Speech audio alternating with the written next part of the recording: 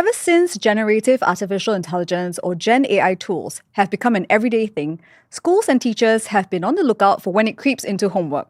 And when it does happen, how should they police it? Now, that's what three Nanyang Technological University students found out recently when they received a 0 grade for using Gen AI tools for an assignment. Now, the matter went viral and sparked a wider debate on what counts as cheating if Gen AI tools are so prevalent, and how higher education needs to change to align with the realities of the AI age. Now, welcome to the usual place. We're live once again since the general election. And if you have thoughts or hot takes as the conversation unfolds, drop them in the comment section because we're watching out for them. Now, to help me unpack whether using Gen AI tools in schools is just efficient practice or risky behavior, I have three guests who are coming into this from different perspectives. Now, from Singapore Management University, I have Associate Provost for Undergraduate Education, Michelle Lee, who is also an Associate Professor of Marketing. And Michelle, you've been teaching for 25 years now, right? Yes. Okay. Yes. Okay, and next to you on the couch is Zildjian Garcia, or ZJ, a final year computer science major from NTU. Yeah. Hi, welcome to the show. Hello. And rounding off the group chat today, I also have my colleague and Straits Times education correspondent, Elisha who is also a mom to two young children. Welcome to the show. Okay, thanks, Nat. Okay, so I want to ask you, what did you think about the punishment the three university students received? Maybe, Michelle, as a lecturer, from that point of view, what did you think? The punishment that they received, unfortunately, the instructor did say, don't use it for developing the essay, right? And I guess the moment you say, I did use it for search, and searching for information does contribute to the development of the essay. So I would say maybe they have a case giving that 0. If you use it for citation, perhaps you can argue that no, it wasn't for writing the essay at all. And indeed, there was one student who didn't get penalized, right, because she used it for citation. So I guess what you use it for matters a lot, and what the instructions are. So if you've been found to, to be in violation of those instructions, then yeah. Okay, ZJ, from a student point of view, what did you think? Yeah, well, it's just like an ordinary day. I open up my phone, boom, NTU's on the news again. Oh, no, what did they do now? Okay, so 3 students, unfortunately, they got caught, so it's fair. The guidelines from what I saw is on the slides, and then it specifically said you are prohibited from using AI to help you in your writing, something along those lines. I don't know the exact line, but yeah, I think it was made pretty clear if those students were caught for generating the work and then submitting it, and then of course you're liable to getting what you deserve. But then one of the students, right, she got her case appealed, I think.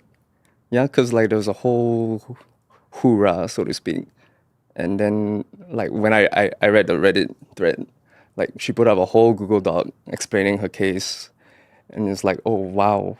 The language she used in that Google Doc was a bit strong, but once you actually take a look at screenshots, because she shows screenshots of her work, what's exactly shown on what that professor shown on the slides regarding the AI part for the assessment. And then she showed screenshots between her and whoever she was emailing, and then made claims that whatever was written on Straits Times wasn't in line with what the university was saying. So there's a lot of fire ongoing right now. Yeah. But she got her case appealed. So good for her. As for the other 2 students, cold turkey, man. Oh. Yeah. Okay. Alicia, watching this unfold in stories, right? And talking with speaking with our colleagues on the education beat, what were you thinking of when you saw these? First, the story that, about the 3 students receiving 0 grade, and then the subsequent follow-up. I mean, to be honest, I'm just glad that this kind of AI tech wasn't available when I was a student, at NUS. Because I think the temptation would have been too great, because it can churn out essays for you. It can help you to come up with valid and thoughtful content and, present it in a very thoughtful manner. So it would have been a very great temptation, to use at the time. So I'm just glad I didn't even have to think about that. Yeah, but it's here, and I think it's time for schools to rethink assessment, to rethink how they're going to teach, and I think a whole review of curriculum is needed because this is here to stay, and it is a very useful tool when used the right way. Okay, so we'll get into that in a little bit. But first, ZJ, Michelle, how rampant actually is the use of Gen AI tools in universities? Because, well, these three got called out, but surveys, especially in the US, they have cited how a lot of students use it for a lot of things. A lot of students, Yeah, a lot and lecturers too are allowed, by the way, to use Yeah. Gen AI tools, right? So from your perspective, how rampant is it? So we don't have hard data on how many students are using it. But when I speak to students, I don't think I've come across a single student who hasn't used it, right, in some way. There was one survey that showed quite a distinct difference between use by faculty members and used by students. Students are using it way more, right? 80% of them are using it, and not just in Singapore, this is across the world. Faculty members, far fewer. The percentage was I think 40% or even less than 40%. So we have a case of students using it all the time and faculty members not quite catching up, right? And I have to say that student use, rather policy hasn't quite caught up with student use. So we're still sort of, many universities, not just NTU or SMU, many universities around the world are still grappling with it. How should we deal with it while, all of this rampant use is going on? Yeah. Okay. Yeah, ZJ, do your peers actually talk about how much they use Gen AI tools? All of them. All my friends. Okay, what yeah. are they using it for beyond like ChatGPT to, come up with their essay model? I mean, okay, of course they use it to maybe help them draft an example of their work. But of course they don't they don't use what's generated as the actual answer, They actually... We think they might not. Some people might copy wholesale if they got no time. Can't say names, But that gets picked up very easily by the okay, because you can spot certain things about how it's Yeah. written, is it? Yeah. So students have gotten very savvy, right? Even Yeah. if they generate it, I shouldn't be giving tips for how to get around detectors. But yeah, the simple cut and paste gets you caught quite easily. Oh, yeah. I mean, not that I got caught, but no. Not that I've seen examples, but... Okay, yeah. we have two educators on the couch. So I forgot to mention earlier that Elisha, you're actually formerly a teacher. Yes. Yes. Yeah. And so with the two educators on the couch, is it like a love-hate relationship with AI when, teaching students? Because you did leave school before the whole AI thing blew up, right? The Gen AI thing blew up. But with your former educator cap on, what do you think of it? Because just before I left teaching, that was when they started giving out personal learning devices to secondary school students. So every student had their own laptop or tablet for them to do work at home. So everyone could use ChatGPT or some sort of AI if they wanted to. And it really forces you as an educator to rethink how you give them work to do. For example, I taught English, right? So I used to be comfortable letting them do their compositions at home. But once I know that they can churn out whole essays at home, and especially for expository essays, we have to think of like 3 points, for a certain question. Then you don't want their points to come from ChatGPT. So you have to tell yourself, okay, then they have to do the planning in class. And the essay has to match that planning. So it forces you to rethink how to go about, teaching and assessing students.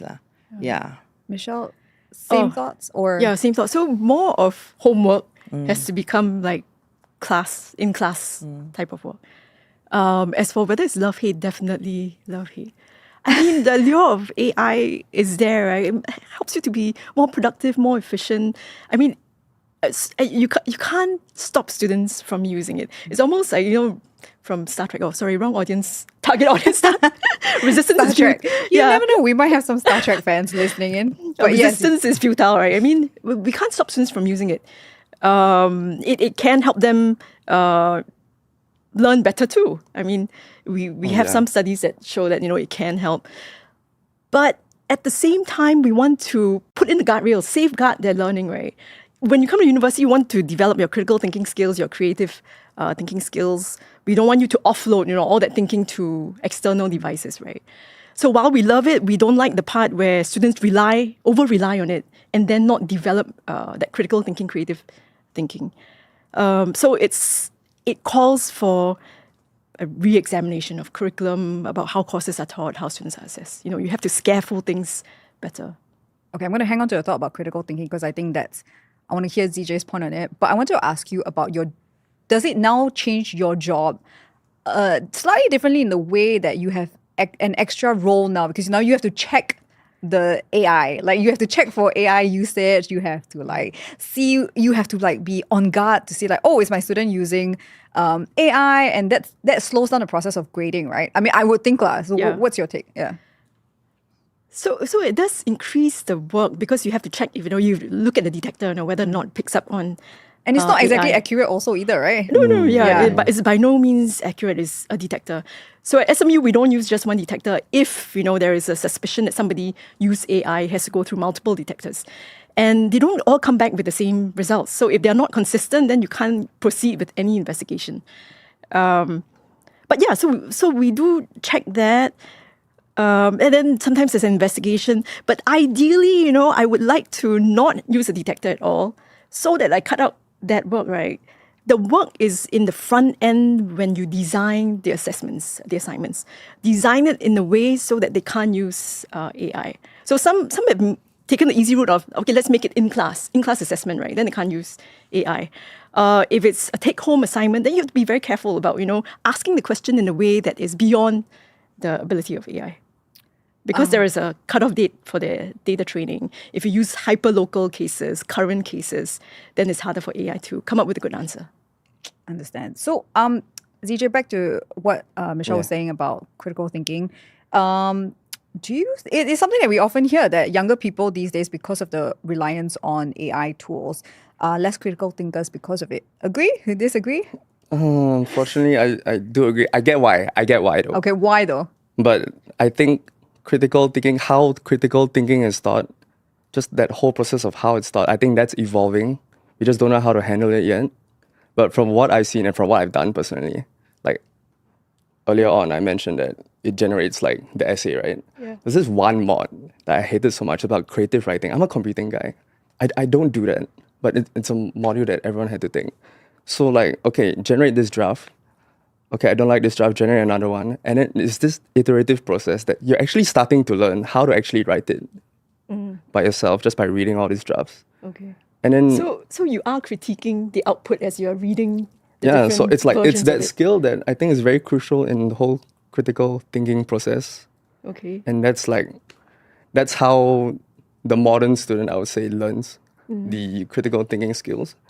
But then it comes to a problem, right? What if you ask them like on the spot, go write something?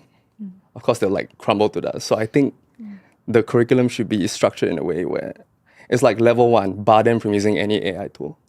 Just go write something on your own. Yeah. And then progressively introduce like, hey, now you can use AI. Exactly. Yeah. And then get another thing. Yeah. Because like in the real world right now, like in my own office, you just look around, it's AI screens. Everyone's using AI for their modern work, even for the simplest of tasks. Even for what to eat. I even saw what like my colleague searched up on AI. You're asking AI what to eat downstairs.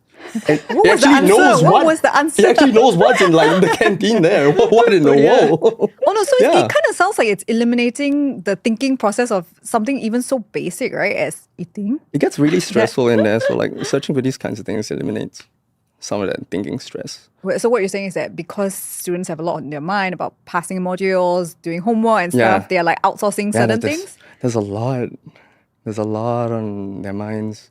It might be their fault, but it's not really my place to Okay, say. we got to do another episode on what's on the minds of university, maybe NTU students. I don't know. But ZJ, what you said were about school changing about the way it looks at critical thinking, right? Yeah. Are we there yet? As a student, do you think schools are, catching up to where AI is, or changing the way we teach students at university? Right now, as of right now, it's not quite there yet, but it's improving. It's getting there. Slowly. I mean, I haven't been paying attention to what my juniors are saying, but like over time, when AI was first introduced, it was like the Wild West. No one knew how to handle it. That, oh, you're using AI, but prof, I actually wrote it myself, and then no one knows how to handle it.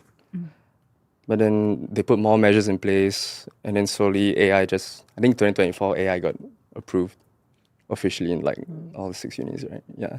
And then it just started getting better from there. Do you think the guidelines need to be clearer on, both fronts from a lecturer point of view? And Oh, yes. based on what this case has brought up, right? Do you think that it needs to be clearer? Because I kind of looked at the whole thing in, as an overview. it was a bit of a grey area lah. So I mean, what's your take on whether everything needs to be written out for students so that they don't game it in a way? Yeah. Right. So I'm sort of sympathetic to both sides, right? Because if you think about it, ChatGPT was released November 2022. So 2023, I remember we were reacting to it, right? Some schools, some universities went up to ban it outright. But local universities, we said we're going to allow it because students will need to use it, right? So we are still evolving the policy. It's been how many terms? Like 4 or 5 terms? Yeah, 4 or 5 terms, yeah. Yeah, so every term there's data, we then have to mold our policy, to respond to the challenges, right? So I'm sympathetic to both sides. But yeah, at this point, it's very clear that we need to understand the different use cases for AI. Tell students, you can use it for this, not for that, be clear in each course. So every assignment needs to have that, like, do and don't. Yeah, caveat. every course should have that. I agree. Yeah. But I mean, at the university level, I think we do tell instructors, it doesn't always filter down perfectly, right, to the instructor. So when it comes to the instructor, they may not comply fully with those, with the policy. So, yeah. Alicia, are you worried for your kids? Yeah, definitely. I'm worried for my kid too. How old's your kid? She's turning 11. Okay, and your children are under 10, right? Both Yeah, under- my daughter will be 3 next month. My son will be 10. Okay. Yeah. So looking at the conversation here, well, they're going to be, if they choose to be, because university is a choice, if they choose to go to university in 10 years, what's your take? Like, how do you think this will evolve for them? Or, do you have to kind of inculcate the practice of AI now, the best practice of what they should do? I think they need to be taught about AI literacy, and how to distill and discern information they get from AI. Because like when I was in secondary school and uni, without all this tech, you learn to find the answers for yourself. You learn to look at sources and, judge for yourself whether or not these pieces of information are accurate, whether they're correct, whether they, add value to your work. And with AI, it's... they don't experience failure because the answers are just given to you. And because it's from AI, if you introduce it too young, they will take it as, everything is correct, everything is wonderful. I didn't think of this and, ChatGPT was able to provide it for me. So I think that's what I worry about, that they stop, like there's no resilience in learning. Yeah, because all the answers are fed to you because there's this tool that they can use anytime that they want. So that's something I worry about. I don't think I would let my child use AI for now. Not in primary school, probably not in secondary school too, because you need to develop those skills, right? Once you have developed those skills, when you get into university, there's an argument to be made that some use should be allowed. But at secondary school level, primary school, I would say no. No. Sorry, actually, have you seen your kids use AI for your school? Oh, Is she watching this? It's okay, I'll tell Yes, I them have, later. and I have stopped her. Oh, wait. What was she using AI for? For schoolwork? Yeah. Asking AI questions, to help her with the schoolwork, and I said no. Okay, can I ask what was it for? Was it like English or math? Chinese. Wow. What AI is this that helps you with Chinese? It was just ChatGPT. Oh, okay, wow, okay. Yeah. Okay, And in fact, my nephew, he uses ChatGPT to help him out with maths questions. So when he cannot figure out the answer, he will actually feed the questions into ChatGPT. And I remember there was an incident where ChatGPT actually said the question is worded wrongly, so it's impossible to find an answer. So primary school kids already know how to use ChatGPT, but that's where we have to teach them how to use it ethically and responsibly, lah. Yeah. okay. And I guess when we're older, we can tell when a output from ChatGPT doesn't sound right. You would fact check it, right? But when you're younger, I'm not sure you have enough of that background knowledge and experience, right, to tell this is inaccurate. So when they're young, I just think it's a risk. Actually, there's a liner in ChatGPT which says that the AI is not accurate, Can make mistakes. Yeah. Sorry, what? That it can make mistakes. Yeah, it right? can make, that's the line, right? It can make mistakes. I think people slightly take it wholesale and take the answers wholesale and forget that tiny little, and it's so tiny that it's a one-liner that's very tiny. But I guess we should remember that it's not accurate. The thing is, we always forget. What do you mean? And what? Is students always forget? There's a bit of an element of confirmation bias because you're looking for that something. And if it sounds correct, this must be correct. And then that little footnote just becomes nothing, you know.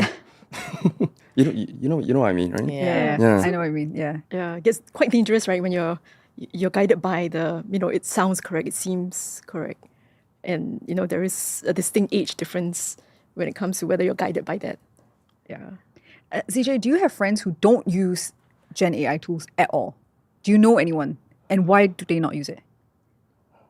Oh, no. They wouldn't be my friends. Oh, wow. No, I'm kidding. I mean, I've heard, like, friend of a friend, people who don't use AI, they do the whole thing, like, I think I've even heard they even go to the library textbook and read it out. Wow, so traditional. Yeah, meanwhile, That's people how around we me. used it. Oh, was the library your Google back then? Was that a thing? Yeah. Okay, but Don't sound surprised. It happened and we were okay. We all graduated. Okay, it's fine. the thing is, I want to ask. Okay, when the search engine became popular, what was it like? Was that like? Yeah. Now you make it sound like we are 105. Whoa, It's whoa, not. whoa. No, it's like I'm search still born in the engine. 90s, like y'all, right? When I was in uni, I still did written tests, and that was painful because you had to write like a 500, 600 word essay in like 30 minutes or something like that as the exam. So now you guys get to type it out, I'm assuming. Oh, yeah. Yeah. So that's one thing that's helped teaching, though. Yeah. Because when you have to read handwriting, it just takes and longer. at like the 20-minute mark, your handwriting like starts to scroll into the page, and I'm just like, I hope someone's reading this and gives me 5 marks for it. But yeah, ZJ, it did happen. Like So like for y'all, maybe that was your ChatGPT, and then Yeah, in a did they way, I have would trouble say. handling like, oh, what do you do with the search engines? They're too fast. Not quite as disruptive because it wasn't doing the thinking for you. Okay, that's true. Yeah. It was Yeah. it made information readily available or more accessible, but it didn't do the thinking for you. So It's just like a faster library. kind of thing. yeah. Yeah. Okay. No, I get it. I want to say something that might be controversial, but this ChatGPT, and well, it's not just ChatGPT, but using Gen AI tools. One of the conversations that has come out is this is just a new way of students gaming the system, right?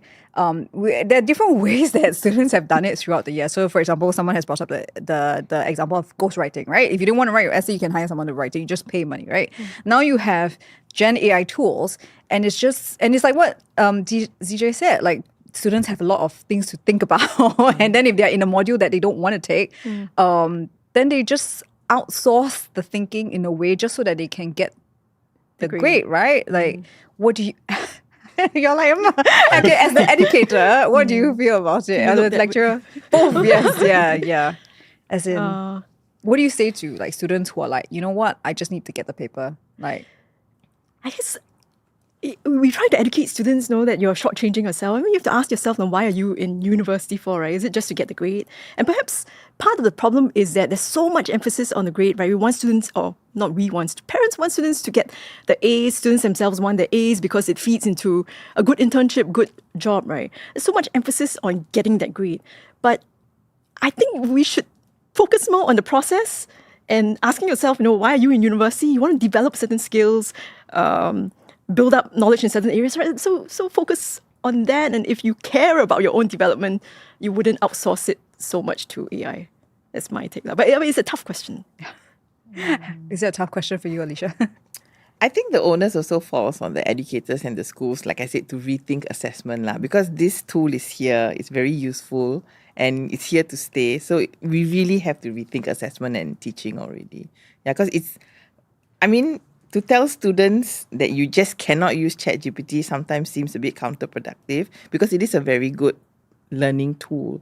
But educators also have to think about then how do we assess students in a way that if they use ChatGPT, like for example, you feed, okay, let me rewire that again. So if let's say I was teaching English, right, or social studies, so I could, and I know students are going to use ChatGPT, so I switch my assessment around. I say, okay, feed these prompts into ChatGPT. Like for example, design for me a tour in Langkawi. And then with what ChatGPT gives you, now you tell me, did you like it? What do you think could have been improved? Is there anything that you missed out? So you're assessing them differently. You're encouraging the use of ChatGPT, but you're assessing other things. Yeah, so I think it's time we really reviewed curriculum. Okay. Yeah. Going back to, so based on that, that's your take. How do we redefine, how will higher learning be redefined in the future? This case of cheating at NTU is not new. I just feel like we're going to hear more of it in the future. So how do we redefine the end game of higher learning if students are and even lecturers are using AI to get things done? I mean, it'll be interesting to hear from you, ZJ. How do you think your younger peers your younger juniors would actually I think that change, actually how their learning will change, yeah. Okay, these are just my peers, but I think they would notice when the assessment is designed at actually making you think, when you realize, oh, they actually want me to use AI and I'm actually learning things out of it. Then I think it will give them a more positive outlook on the use of AI. Because I think a lot of my peers are complaining that whatever they're learning in uni feels really dated and doesn't translate well into the working environment. This is for computer science. So yeah, Michelle, you're good. But yeah, Michelle, your point of view, how in the future, how will we see higher learning change? I think the range of responses is quite wide. Some continue to say no, we want to safeguard those skills, right? Critical thinking, so on and so forth. There are other universities like Cal State who have embraced ChatGPT and what did they use? ChatGPT, yeah. So they are buying the education version of ChatGPT and allowing all students, faculty, staff to use it. I think probably we'll be going more the way of Cal State, letting everyone use more and more of it. But for students, I continue to say that we need to scaffold the curriculum, scaffold courses, so that we give them space to develop the skills first, and then later on, allow them to use the AI tools. Okay. So it's a complement. Okay. We actually have a comment coming in from someone watching, and the question is, for all of you, should learning with AI be made a compulsory module for IHLs? So that's higher learning institutes, right? Yeah. Institute of Higher Learning. So students should learn how not to entirely rely on AI for assignments, but learn to analyze the info given by AI and not copy paste entirely, which is what you are saying on the couch, right? But should learning with AI be made a compulsory module? Is it not a compulsory module? I think that'd be a really good thing, honestly. I think it should start in secondary school because students at that age are already using digital devices. So I think you can start then. Yeah, I think waiting until they get to IHL may be a bit too late. We do have a module that teaches them responsible use of AI, but it is not compulsory. There's enough interest in it that students are willingly, taking the online module. But yeah, I think it is necessary. How comprehensive is it if you... that module? So it teaches them about prompts, responsible use, how to use it productively for... Does it relate really well with the university context? Because I think that's what students care about the most. Yeah, it's written in the context. I mean, the course is put together for university students as one of those modules that you... By SMU, for SMU students? Yeah. That kind of thing? Yeah. Oh. Yeah, why? It is. I'm not because what we want to know as students, right? We have this module where they teach us how to write FYP reports, especially for engineering students, because writing's not really our thing, and I get it. So I'm thinking maybe we have something like that for every university student, in their freshman year. Teach them, we know you're going to use AI anyway, right? So here's how to use it right. Here's an example of how you can use it in an essay assignment. Is how you can use it in a project-based assignment, that kind of thing. And then make it group-based or some individual. Then it will really give them a really good feeling of what university is going to be like for the rest of the years. Yeah. Well, that's my ideal vision. So. All right. Yeah. On that note, thank you very much. Yeah, we were chatting. We're Time flew by. Time flew by. Yeah. Well, actually, Elisha, do you have any last thoughts as both educator and covering the education beat about how you think we will see AI usage in universities or even secondary schools in the future? So I know MOE has just announced an EduTech master plan last year where they're going to start teaching secondary school students about AI literacy, digital literacy. So I'm interested to see how this develops and how it expands and what it covers lah. Because to be honest, I'm getting a bit anxious about my son entering secondary school and receiving his own digital device, because that's something else you have to manage as well. So I hope the schools, apart from me and my husband, that the schools also play a part in teaching him about how to use AI responsibly and how to use it effectively as a learning tool instead of something that allows him to game the system. Yeah. Okay. All right. Michelle, did you have anything you want to add on? Yeah, again, I just to emphasize, I think the scaffolding is important. From primary school to secondary to university, I think increasing AI use is great, but you have to introduce it progressively, teach them to be critical of the output given by these tools. Yeah. Okay. On that note, thank you very much for sharing your different thoughts on using Gen AI tools in school. So thank you for that. And whether you're a student using AI to get ahead of your schoolwork, a teacher wondering how to keep up, or a parent like Elisha trying to make sense of how it will affect your kids, I hope we gave you something to think about. Now that's it from The Usual Place today. And if you're watching us on YouTube, don't forget to like, subscribe, and hit the notification bell so that you won't miss the next episode. And if you've got thoughts on what we just spoke about, drop a comment on YouTube or talk to me on Instagram at The Usual Place Podcast. I'll see you next week on Thursday, live at noon.